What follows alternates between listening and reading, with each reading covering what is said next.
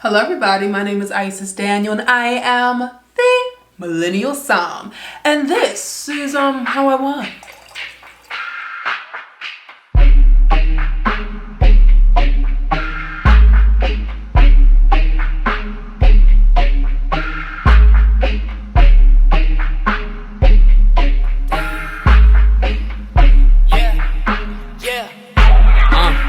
It's me and my chicks, see we kick back. Grab that pill from the shelf like a six pack. Smooth brother with a bag, help you flip that. Bring you out something sweet like a Kit Kat. To be a great Somm, you must sit back. Test every single nerve that your tongue smack. Alright y'all, say hi to my kids while I try to figure out how we gonna fit this whole thing in 15 minutes. Okay, but in the meantime, in between time, please make sure that you like, subscribe, turn on your notifications, follow me on Instagram and TikTok, but also Twitter if you're feeling jazzy, you know. But yeah, you guys, this trip to Paso Robles was a very stressful trip. I feel like stressful trip. There you go. I feel that the cards were stacked against me, but I persevered. That's honestly how I feel about it, because it didn't start off on the right foot. Okay, so the trip actually starts before I get to California in general. There was a high profile event I was supposed to work that right before I went to California, I learned that it got canceled because this is like COVID cases were rising and people still weren't really getting vaccinated, and it was just like weird stuff. So they had to cancel. Now, a bulk of that money was supposed to support and fund this trip. Even if it wasn't, you know, immediate funds, I could spend money and get it back. Okay, that's like the point. And, you know, just because you decide to travel doesn't mean that bills stop, doesn't mean that your life at home stops. And unfortunately, that cancellation of that event really did hurt me. No, it really hurt me, but it's okay. So I ended up going to California, Hillsburg in particular, for a very good job with Murphy Good. I put in my application, I think around June, and they flew us all out in July. I already had my vineyard tour kind of being planned and going. So I had to change my entire tour up a month. I had to shift everything up a month because I was going to be in California already for this interview. That threw things off. But it was like, whatever. It didn't matter. I was excited. My experience with Murphy Good was amazing. 3-day interview. But when I tell you, we're going on helicopters, we're eating fantastic food, we're meeting awesome people. It was just so much beauty in that trip specifically. But then my friend ended up coming to pick me up from Sacramento. We went back to her spot, stayed for a couple days, and then began the trip to Paso Robles. Now, money, as I've already stated, was funny. Okay? And it was just, you know, I was trying. This was like, okay. This was still in the beginning of my trip where things look like they gonna be alright. You know what I'm saying? Like, I'm not tripping. I am hopeful, but I ain't tripping. You know what I'm saying? I'm not tripping. So we have this trip to Paso Robles. I only have a place to stay for the first night. I went ahead and booked a car because you cannot be in California and not have no car. Okay? So I had a car and that was it. I was like, listen, I really don't want to thug it out that bad, but if I got to sleep in my car, then I guess that's what we doing. Like, I don't know. So did I mention that $100 Uber?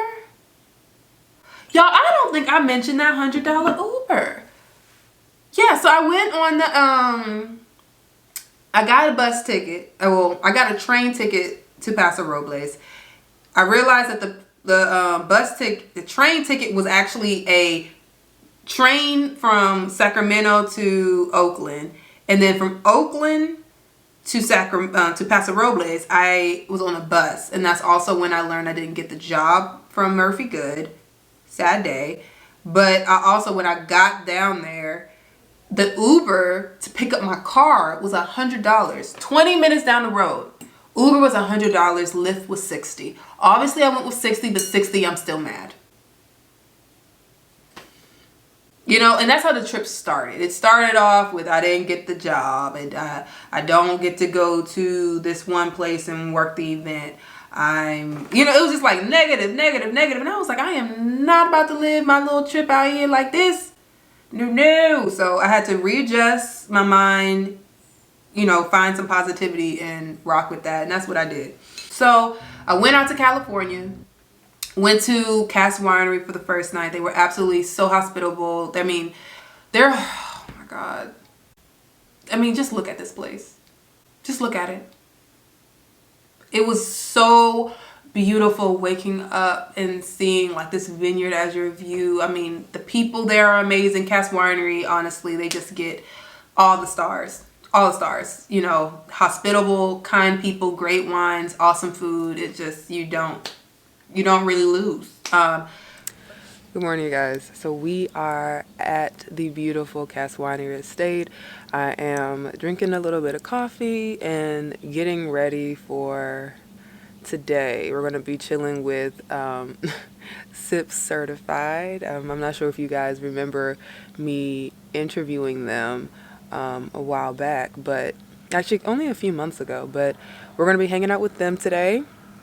But I do want to like take a moment and just pause, because me being here at Cass Winery is kind of a full circle moment, because when the pandemic first hit in 2020 March, I didn't know what I was going to do. I was kind of like lost, right? I think like most people were. I was furloughed. I was sitting at home. And I had like this bright idea that I could interview different wineries. Now, the part that's kind of funny, and I know, you know, a lot of people don't recognize the journey when they, you know, you just start following or whatever the case may be. When I first started, I didn't have any followers like that. You know, most of my followers were friends and family, okay? And the wine relationships that I gained from work, working at a wine bar. But these people didn't really know me. You know what I'm saying? Like, I called myself the Millennial Somm. I did my tasting Thursdays, but that was pretty much like the gist of the experience. And then when the pandemic hit, I decided I would reach out to some of those wineries that I had the pleasure of meeting at work and see if they would be open to me interviewing them. And Cass Winery was the first to say yes. So me kind of being here, especially, you know, like, I don't know, this has just like been a beautiful stay. Me being here is just honestly full circle, because this was the first winery to kind of give my name a little bit of clout. And so I'm very grateful, so grateful to know this company, but to also, you know, be here where they, you know, where their roots lay. You know how it goes. So I'm very blessed, excited to be here. I know I look crazy. You guys don't usually see me, you know, like this, but this is a beautiful morning. I'm going to drink my coffee. Hopefully I have enough time for breakfast. They have like breakfast coming, but I kind of have to leave at 8:30. So we're going to, you know, speed this up. But I love you guys so much. Let's go on with the day. But they invited me to a like luncheon or kind of, you know, a dinner. Like it was like a wine tasting dinner. But I still had to like figure out the rest of my life. So the next morning after I arrived to Cass Winery, that's when I was hanging out with Beth. If you missed the last episode, check out the last episode so you can see everything I did with SIP Certified. But yeah, so, you know, I hung out with Beth. And while I was with Beth, I paid for a hotel for 2 more days because I was still I was like, listen, I don't know. I just know I don't have money to like pay for a whole rack of hotel stays when I still have a 2 to 3 week trip. I still have to survive. Like this trip was a month. I got there in the end of July, and this is like first week of August. Okay, I still got time. So I'm trying to stretch this dollar if I can. So let's try to like speed it up. Cass Winery invites me to a dinner, but they also tell me a couple wineries that I should check out. While I'm hanging out with Beth, I'm trying to figure out where I'm going to go next, and I decide that I was going to visit Grey Wolf, and they were so sweet to me. You guys have to check out their location. And I happened to come when they were bottling wine like the next day. Like, this was the crazy part about this trip. Like, nothing was working out, yet everything was so seamless. Like, that was my trip to Paso Robles.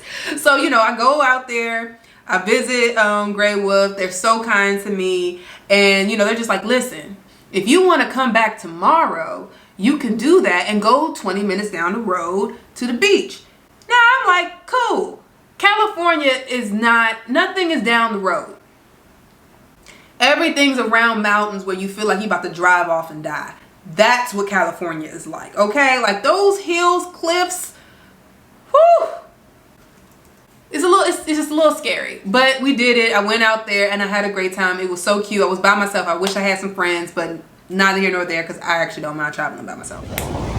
Excuse the hair. The wind is making me look slightly crazy. But, you know, I'm just amazed by climate. I just left hot ass Paso Robles, right? Only went 30 minutes up, down, and around the windiest of windy roads. Felt like I was gonna die, but we made it, okay? But yeah, it's like, it's freezing. I had to grab a jacket just to be out here. I put my feet in the water. Now I'm starting to get used to it, but my feet in the water, the first time I thought I was gonna freeze to death. Good God. But it was only 30 minutes away. So like, it's crazy, but it's beautiful. I'm happy anytime I'm near the beach. So after that, next day, I run up to Grey Wolf. I get to see their, you know, them bottled wines. And of course, it's always cool the first time. It might be cool the second. The third time, it's not. Lucky for Grey Wolf, they were my second. And, you know, I got to see, you know, waxing wine. I got to meet the owners. It was just a very cool experience that I will definitely cherish. And they really embodied the vibe of Paso Robles to me, Grey Wolf. It's just that people are so sweet and inviting, and they want you to just appreciate their wine and spirits. You know, like, they're just like, listen, we make wine. We love living here. We're not Napa. We're very much laid back. We just want you to relax and drink this wine. So what do we have at the top? At the top is Syrah. So the very, very top is not ours. It's brand new vines. But we have Syrah up here. And then we have Cab Franc and Malbec kind of intermixed. And then at the bottom is the Cabernet Sauvignon. And I appreciate that. Now, I don't really remember like what the order is, but I did chill out at my Grey Wolf. I absolutely loved it and enjoyed it. But then I did also have to go back to Cass Winery for their dinner, or their wine pairing dinner, where they try wines from around the world, but they taste it with their wines. And it's just kind of an idea that their wines fit almost any mood. Of course, you got to pick the right bottle, but we can fix it. We can make it work, right? And the dinner was absolutely beautiful. But there were some things that happened that were out of Cass Winery's control that, you know, I definitely think I want to talk about. So if you guys want to hear a more scandalous story time, you can let me know and we can talk about it. But when it comes to this industry, I really do think the problem, yes, is the industry, because you have to be courageous enough to make the necessary changes for inclusion and diversity. But I also think there's a high risk when you're dealing with people who aren't used to seeing, you know, Black or brown people of color in their spaces. And again, this is not on Cass Winery, but I will definitely say that there were a couple moments when I was very uncomfortable. And I want to talk about it because I want to shed light.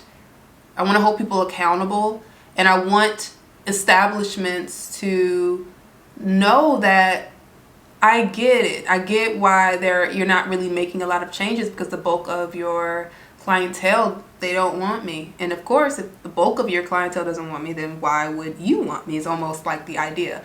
Cass Winery was not like that. They welcome me with open arms, but it did open my eyes to what a reality is within our industry and what a wall that we have to break down also is. So I'm gonna mention that. If you want to learn more about that experience, you just let me know, and I'm not afraid to talk about it. Fight me. So yeah, that dinner though was absolutely phenomenal. The pairings were absolutely amazing. I'm gonna put everyone's information in the description below, because child, I'm trying to tell you that food, wine, all these, ooh, you see it, you see it, you see it, you see it. It was amazing. But then at that winery, at that dinner, I also met some beautiful, beautiful, amazing people. Chris and Bob. Chris was sitting next to me. She was so sweet to me. And I didn't even like tell her that I didn't have a place to stay. I kind of was just like, yeah, I have a hotel for today and tomorrow. And then she was like, are you staying here more days? Do you need a place to stay?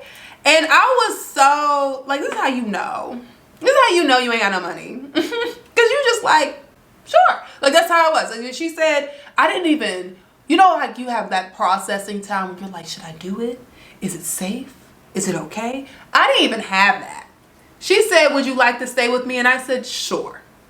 Because sometimes God will give you a solution to your problems. And do we really need to be like, God, are you sure? Are you sure? No. Protect me, Jesus. I'm going. All right. And that's how it was. Like, I was like, if I perish, I perish. I can't. I got to go. I need a place to stay. I ain't got the money. Hopefully they don't kidnap me and throw me in the dungeon and sell me into sex trafficking, because I just don't know. That's really like the vibe. But it wasn't like that at all. I don't think I have any pictures with them, which is crazy. But I love them so much, and they know that I do. They are my Paso Robles parents. That's what I call them. And I can't wait to go back so I can visit them, because they were so sweet. He was also the connect. Bob is a winemaker himself, and they live on their own vineyard. It was so beautiful waking up. It was so beautiful waking up in their home. Oh my God, I miss it. But yeah, so Bob is a winemaker, and he has a great relationship with Dow. Here, you're at the highest vineyard in Paso Robles. Oh, okay. You're up at around 2,200 feet elevation. You're talking mountains, which is why I was able to go and visit, despite there being a very, very, very it's very hard to get a reservation up in there. That's what Bob explained to me. But they showed me their home, and when I mean their home, not like their physical home, I'm talking about Paso Robles. They showed me their version. They were very honest with me up front. I mean, I love them so much. Anyway, so that is like what happened as far as me going home with someone random. I just say yes and hope for the best. I called my mom and was like, listen, man. Again, if I perish, let me perish. But I didn't, so it's all good. I keep getting stuck because you guys don't know like what that feels like mentally to just be like, freak it. I don't care. We're going. Because that's what happened. But overall, I think that there's, those are like the two main places that I went to. And then also that was like the other crazy story. So that's this version of This Is How I Wine. Y'all just get to hear a little bit of the struggle behind the business of the Millennial Somm, because just, I'm young. I give myself the flexibility of learning lessons, and I definitely think that how I financed the trip definitely needed some work. I've learned my lessons. I'm definitely going to move forward differently. But no matter what you have to do, no matter how hard situations are, is recognize the blessings in it. And there were so many blessings, from meeting Chris and Bob to having an awesome time with Beth to, going to Grey Wolf and them just opening their arms to me, being so sweet and allowing me to see their operations. All the food, child. All the food. All the wine. Even the place that I stayed those 2 nights, I felt so comfortable. I felt at home, at peace. So yeah, it was a little bumpy. But next week we're gonna head to Sonoma. You'll get the backstory, because it'll be kind of like Napa, but mainly Sonoma. But yeah, I mean that's pretty much it. So thank you for tuning in. Make sure you like, follow, subscribe, all that jazz. And yeah, this is how I whine. Struggle bust, but we keep it pushing. Mm. Mm. Mm.